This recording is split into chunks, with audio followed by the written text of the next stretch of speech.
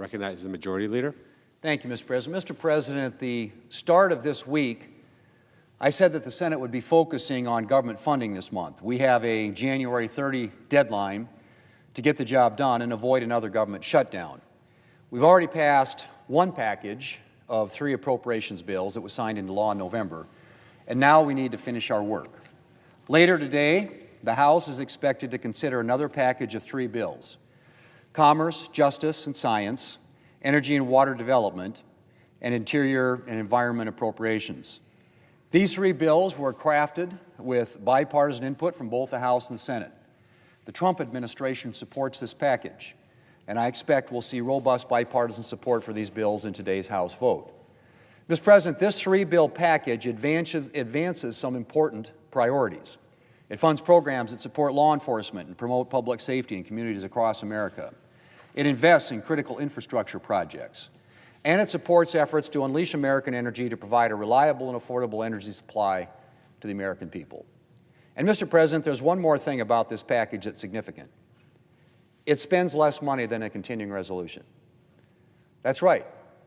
This bill spends less taxpayer money than if we passed another CR or continuing resolution to fund these agencies.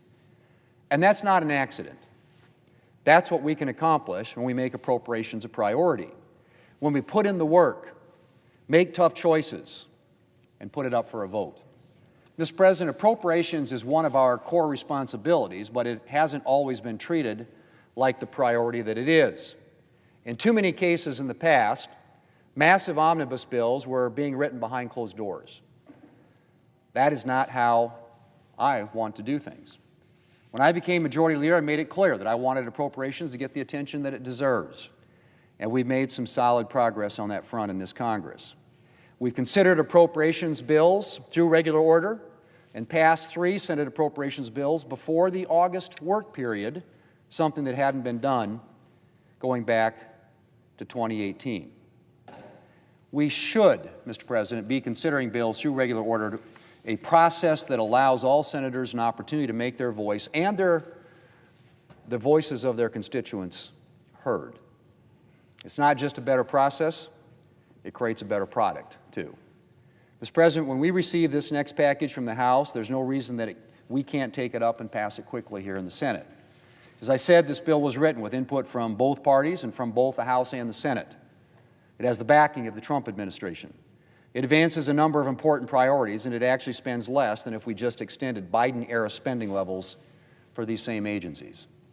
And once we finish this package, we have more work to do. Appropriations are working to finish the remaining bills for fiscal year 2026. One of those is the defense appropriations bill, which is an especially important priority, to ensure that our military has the funding and certainty it needs to maintain and modernize its capabilities, support Americans serving in uniform, and protect our national security. Mr. President, we don't have time to waste, and it will require cooperation to ensure that we can keep making progress as the end of the month approaches. Because I want to be clear that January 30 means January 30. We can't afford another extension. And as soon as we finish, work will begin on the next appropriation cycle, starting with the President's budget request for fiscal year 2027. Mr. President, we've done a lot of good work on appropriations this past year, I should say. And I want to thank our colleagues on the Appropriations Committee, and especially Chair Collins, for their hard work throughout the year.